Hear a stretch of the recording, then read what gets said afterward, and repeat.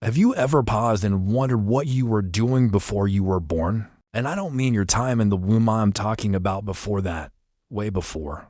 There's a truth that most people never hear, but once you understand it, it can completely change how you see your life. Every soul that comes to Earth does so for a reason. It's not a random event, not some cosmic accident. You made conscious choices before you were born, specific, detailed, and deeply intentional choices. Picture this: you're in a cosmic meeting room, surrounded by beings of light, your spiritual guides. In front of you is a glowing, golden contract. It's not made of paper, but of pure energy and intention. This is your soul contract. In this sacred moment, you're not the person you know today. You're your purest essence, your soul in its highest form. You have access to all the knowledge of your past lives, the lessons you've learned, and, most importantly, what you still need to experience to evolve. This meeting happens in a plane of existence that many call the between lives, or the intermediate state. It's a place where time and space don't work the way they do here. You can see your entire spiritual journey as if it's a movie, not just a single chapter. During this cosmic meeting, you carefully review the options for your next incarnation. You look at different families, different countries, even different eras. Each possibility offers a unique set of opportunities for growth and learning. Your spiritual guides are there not to make decisions for you, but to offer guidance. They show you how each choice could impact your spiritual evolution. They explain the challenges you'll face and the tools you'll have to overcome them. What most people don't realize is that nothing in your current life is punishment or retribution. Every difficult situation, every complicated relationship, every obstacle you face was chosen by you, not out of masochism, but out of love. Love for your own growth and evolution. Think about the most transformative moment in your life. That situation that, at the time, felt impossible to overcome, but now you see as fundamental to who you've become. That experience was in your contract. You agreed to live it because you knew that only through it could you develop certain soul qualities. But why is this information coming to light now? Why are more people waking up to this truth? We're living in a unique moment in human history. Planet Earth is going through a vibrational shift, a collective awakening. More souls are incarnating with less spiritual memory blockage. It's as if the veil between worlds is getting thinner. Have you ever felt like you're in the wrong place, or that you should be doing something different with your life? That's not just random restlessness. It's your soul remembering the agreements it made. It's an inner call to return to the path you chose before you were born. Let's dive into the 7 most important agreements you made before birth. Each one reveals a deeper layer of your life purpose and how you can honor these sacred commitments you made with yourself. Get ready to remember who you truly are and why you chose to be here, right now, on this planet, in this life. The first key to unlocking your true nature is about to be revealed. Your first agreement, the choice of family and lineage. Your family is not a cosmic accident. Every person in your family core was chosen by you with incredible precision. Even before you were born, when you were in that cosmic meeting, one of the first and most important decisions you had to make was, who will be my parents? This choice wasn't about who would be the kindest or give you the easiest life. It was about who could offer exactly the lessons your soul needed to learn. Here's something that might be hard to accept at first.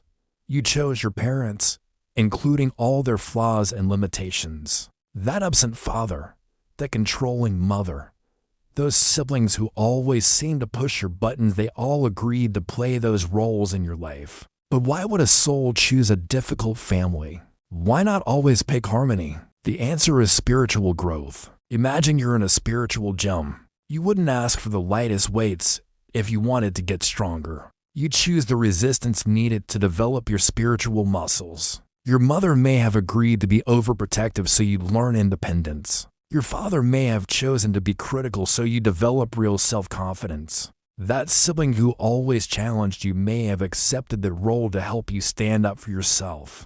There's something called karmic lineage that connects families through multiple lives. You're not strangers who just happen to meet.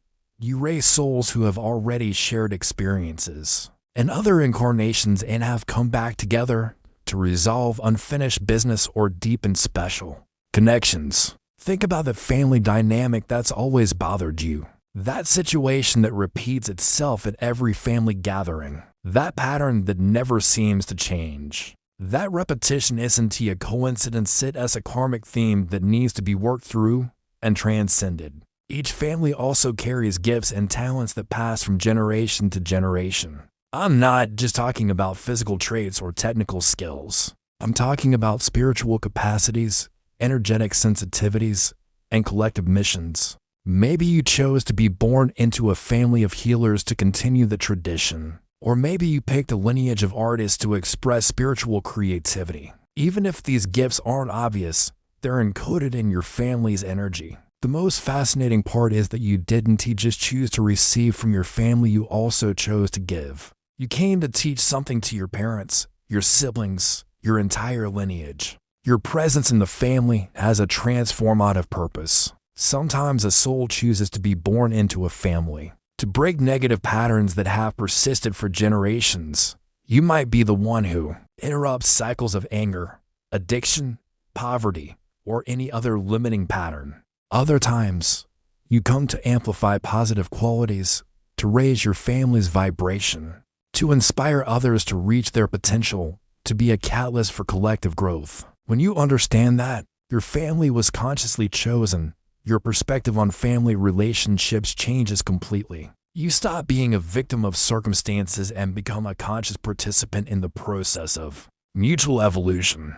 The next time you feel frustrated with a family member, remember, you made a sacred agreement.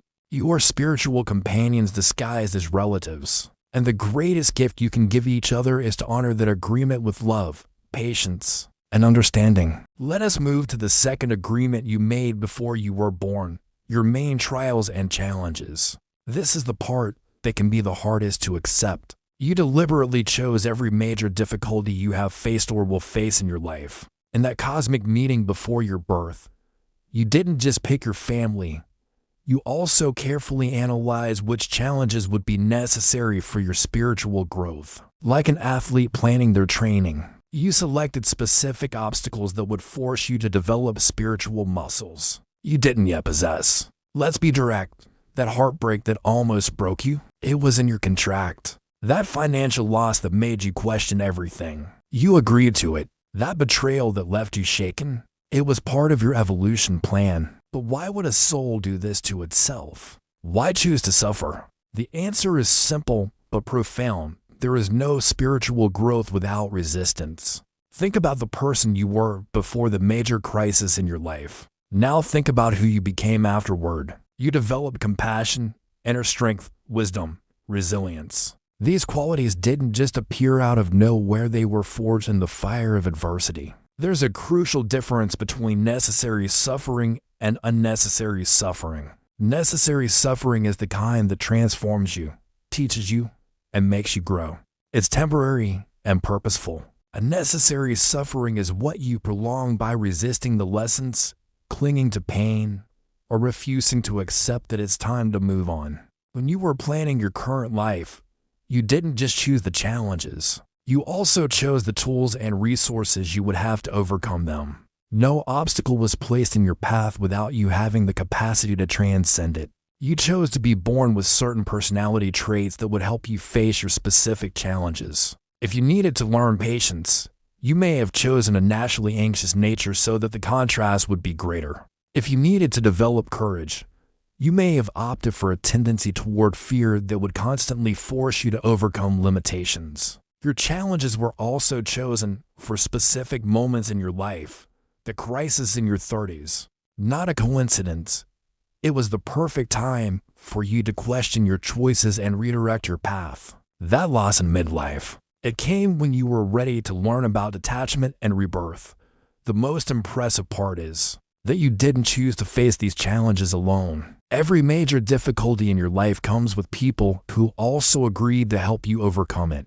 That friend who showed up at the right time, the mentor who guided you, that opportunity that appeared out of nowhere, all of it was part of your plan. Even the people who hurt you agreed to play those roles in your life. They are not villains in your story. They are co-actors in a greater spiritual drama. They sacrifice their own image to teach you lessons about forgiveness, boundaries, and self-love. When you understand that your challenges were chosen by you, your attitude toward them changes completely.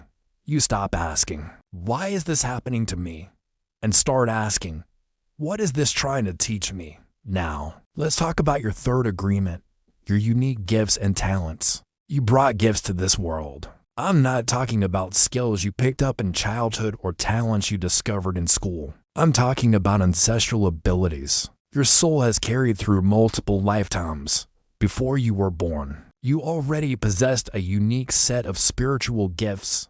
These talents were developed and refined through hundreds, maybe thousands, of previous incarnations. They are your spiritual inheritance, your energetic signature in the universe. Think of that ability that always felt natural to you, that thing you do effortlessly, that others find impressive but for you seems obvious. That ease is not a coincidence, it has cellular memory from past lives where you already mastered that art. Maybe you were a healer in ancient Egypt and now feel an inexplicable connection to alternative medicine. Maybe you were a musician during the Renaissance and now can play instruments intuitively.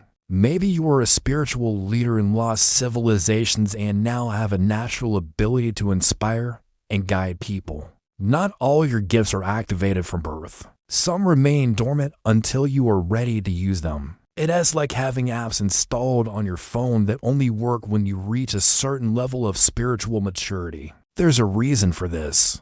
Some gifts are so powerful, your unique talents are not just for your personal benefit. They are your contribution to the world. Every gift you possess was chosen because humanity needs that specific energy that only you can offer. Have you ever wondered why certain people seem to be born to do something specific? Why some individuals have such a clear calling that it feels inevitable? It is because they are expressing gifts that were cultivated over multiple lives and have finally found the perfect context to flourish. Your gifts are also directly connected to your life mission. It's no coincidence that you have exactly the skills needed to fulfill your greater purpose. You were strategically equipped with the right tools to do the work you came here to do. Sometimes your gifts manifest through traditional professions. Other times, they express themselves in less conventional ways. You may have the gift of healing through your presence, inspiring through your words, or transforming environments through your energy. There are also gifts you develop specifically for this incarnation, abilities your soul never had before, but that were needed to navigate the unique challenges of this era. Maybe you developed a special capacity to deal with technology because you chose to incarnate in the digital age. Many people go their whole lives without discovering their true gifts because they are looking in the wrong place.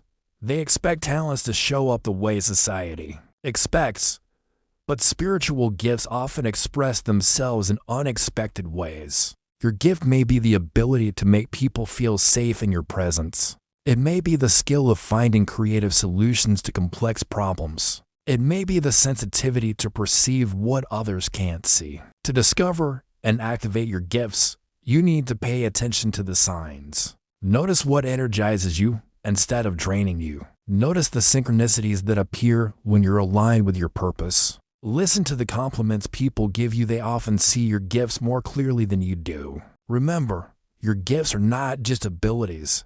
They are sacred responsibilities. When you don't use them, you are depriving the world of something only you can offer. Now let's dive into your fourth agreement, your soulmate connections. This is one of the deepest and most transformative agreements you made before you were born. Your soulmate connections are not just about romance or fairy tale endings, they're about spiritual growth, awakening, and mutual evolution. Before we go further, take a moment to think about that person who entered your life and changed everything. Maybe it was a friend, a partner, or even a family member. That connection that felt so intense, you just knew it was different. If you've ever felt that, leave a comment, just a simple yes or no. I'd love to know how many of you have experienced this. Let us clear up a big misconception. Soulmates aren't just about finding the one and living happily ever after. The truth is much more complex and fascinating. Soulmates are groups of beings who share a common spiritual origin. You were created in the same cosmic family, and your connection transcends lifetimes. There are different types of soulmate connections, and each one serves a specific purpose in your evolutionary journey. First, there are companion souls. These are the people with whom you have an immediate, natural affinity. You just get each other. The relationship flows easily, and you share similar values. Companion souls can be friends, romantic partners, co-workers, or even family members. Their role is to support you, understand you, and walk by your side. Then there are teacher souls. These connections are often more challenging. Teacher souls come into your life to help you learn specific lessons, usually through intense and sometimes difficult relationships. They might hurt you, frustrate you, or make you question everything. But it's through this friction that you grow and evolve. There's also the mirrored soulmate. This is the person who reflects your own characteristics, both the good and the not so good. Being with them is like looking into a spiritual mirror. You challenge each other to become better versions of yourselves. And yes, there is the romantic soulmate. This is the rarest and most intense connection. It's said to be the other half of your soul, separated at creation so you could experience individuality and then reunite. When this happens, it's undeniable. You recognize each other on levels that go beyond logic. But here's something important. You didn't make agreements with just one soulmate. You made agreements with multiple souls from your group. Some of these people you meet in every life. Others appear only in specific incarnations when there are particular lessons to learn together. Before birth, you carefully planned when and how you would meet. You chose the circumstances, the age, the context. Nothing was left to chance. That random encounter in a coffee shop, the coincidence that brought you together, that series of events that drew you close, all of it was orchestrated in the spiritual realms. The most fascinating part is that you also agreed on specific roles you would play for each other. One soulmate may agree to be the great love of your life in one incarnation, and your biggest challenge in the next. Another may choose to be your child in one life and your mentor in the next. These connections serve to accelerate the spiritual growth of everyone involved. When soulmates meet, they activate each other. Dormant capacities awaken. Purposes become clear. Deep transformations happen. It's as if you are keys that unlock each other's potential. You can recognize a soulmate by several signs. There's an immediate sense of familiarity, as if you've known each other forever. There's communication that goes beyond words. You might understand each other through a look, feel each other's emotions, or even have similar thoughts at the same time. There's also emotional intensity, which can be both wonderful and challenging. Relationships with soulmates tend to be transformative. They force you to grow, face your fears, and release limiting patterns. They aren't always easy, but they are always meaningful. Some soulmates come into your life temporarily. They fulfill their specific purpose and then move on.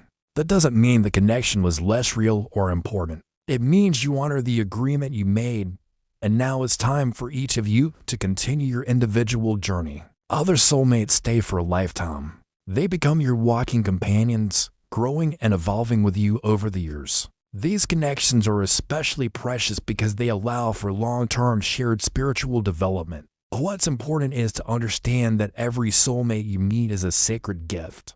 It doesn't matter whether the connection is harmonious or challenging, temporary or permanent. What matters is that you committed to helping each other on the journey back home to the divine unity from which you came. Now, let's talk about your fifth agreement, your life purpose and spiritual mission.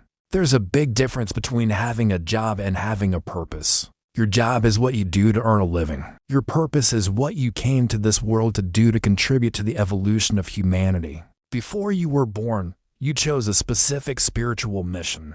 I'm not talking about something grand like saving the world or becoming famous. I'm talking about a unique contribution that only you can make based on the unique combination of your gifts, experiences, and perspectives. Your purpose can be as simple as being a loving presence in the lives of those around you. It can be teaching by example, inspiring through your art, healing through your profession, or leading through your vision. The size of the impact doesn't matter. What matters is that it's authentic and comes from the heart. When you were planning your current life, You carefully considered what would be the best way to serve in this incarnation. You looked at your natural gifts, your past life experiences, the current historical context, and the specific needs of humanity at this time. You may have chosen to be a teacher to influence the next generation. You may have opted to be an artist to elevate consciousness through beauty. You may have decided to be an entrepreneur to create innovative solutions. Or you may have chosen to be a parent to raise children who will make a difference in the world. But here's the secret: your higher purpose isn't always related to your profession. You might be an accountant whose true purpose is to be a facilitator of harmony in the environments where you work. You might be a salesperson whose real mission is to spread optimism and hope. You might be a retiree whose contribution is to be a wise advisor to those in need. Before I reveal how you can discover and live your purpose more consciously, let me share something that can accelerate your journey of self-discovery. In the Quantum Thinking Challenge, over 21 days, you'll have access to exercises and practices to reprogram your mind, align your energy, and begin to co-create a new reality. The success stories I've already received are truly inspiring. Could the next transformation story be yours? Check the first pinned comment. Now, back to your life purpose. There are clear signs that indicate when you're aligned with your spiritual mission. The first is a sense of energy and vitality when you're doing something related to your purpose. You don't feel tired, even after hours of work. On the contrary, you feel energized and inspired. The second sign is synchronicities. When you're on the right path, the universe conspires in your favor. Doors open, the right people show up, opportunities arise almost magically. It's as if you're swimming with the current instead of against it. The third sign is the positive impact you have on the people around you. When you're living your purpose, people feel better in your presence. You inspire, motivate, and transform lives without even realizing it. Your example becomes a beacon for others. Many people feel lost because they're searching for one single, definitive purpose. But the truth is, your purpose can evolve over the course of your life. You may have a specific mission in youth, another in midlife, and another in maturity. Each life phase offers different opportunities to serve. The important thing is to always be asking, how can I contribute? How can I use my gifts to make a difference? How can I leave the world a little better than I found it? Now we arrive at the seventh and most sacred agreement you made before you were born. Your unique contribution to humanity. This final agreement isn't just about your personal journey, it is about the role you chose to play in the collective awakening of human consciousness. When you were in that cosmic meeting, planning your life, you weren't thinking only about your own growth. You were seeing the bigger picture, understanding how your individual path would fit into the divine plan to elevate all of humanity. You made a specific commitment about how your energy, your experiences, your gifts, and even your struggles would contribute to the greater good. Every person who incarnates in this historical moment comes with a unique piece of the puzzle. For planetary transformation, your contribution doesn't have to be obvious or grand to be deeply meaningful. Sometimes, simply being who you are, radiating a specific frequency, helps elevate the collective vibration. Your presence in the world matters more than you might ever realize. Think about it. Have you noticed how certain people seem to have a transformative effect on the environments they enter? They don't have to do anything special, but their energy calms, inspires, and harmonizes. That is a powerful form of contribution, being a beacon of light in a world that sometimes feels overwhelmed by darkness. There's a concept called the 100th monkey effect. It's the idea that when a critical mass of beings reaches a new level of consciousness, that awareness spreads instantly to the entire collective. You might be the very person needed to complete that critical mass. Your contribution can also manifest through your life experiences. Every pain you've transformed into wisdom, every trauma you've healed, every limit you've transcended paves the way for others to do the same. You become living proof that transformation is possible. Many people underestimate the energetic impact of their presence in the world. Every positive thought you have, every elevated emotion you feel, every act of kindness you perform contributes to the morphogenetic field of humanity, the invisible web. that connects all consciousness. You might be contributing through your profession, creating innovative solutions, inspiring others by your example. You might be contributing through parenting, raising the next generation of more conscious human beings. You might be contributing through art, music, or writing, touching hearts and expanding perspectives. Your contribution also includes the conversations you have, the people you influence, the ideas you plant. You may not realize it, but that casual conversation you had with a stranger may have completely changed the course of their life. That example of integrity you showed may have inspired someone to make an important decision. The historical moment you chose to incarnate in is no coincidence. We are living in a time of planetary transition, a moment when humanity is evolving to a new level of consciousness. You chose to be here now because your specific skills are needed for this transformation.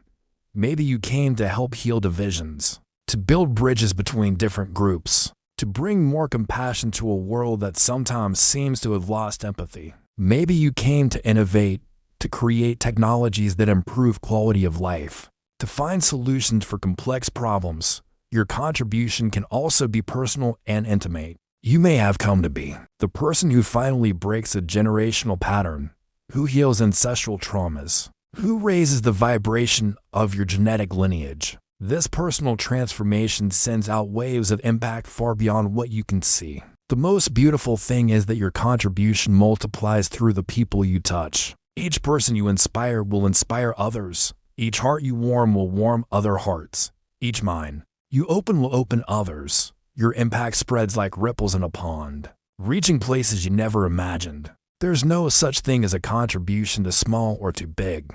There is only the right contribution for you, the one that flows naturally from your gifts, your personality, your circumstances, the one that makes your heart feel alive and your spirit feel useful.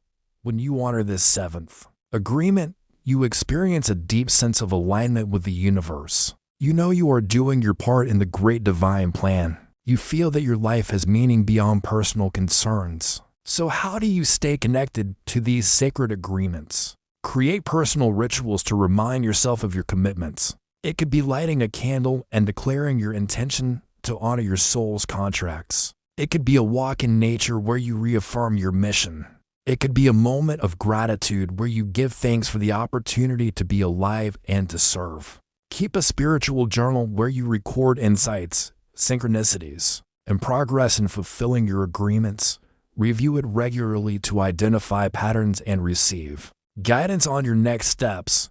Connect with others who are also aware of their spiritual agreements. Remember, you don't need to be perfect, you just need to be conscious. Each time you choose to honor your sacred agreements, you raise not only your own vibration, but also contribute to the elevation of planetary consciousness. Your agreements are not burdens to carry. They are gifts to be unwrapped.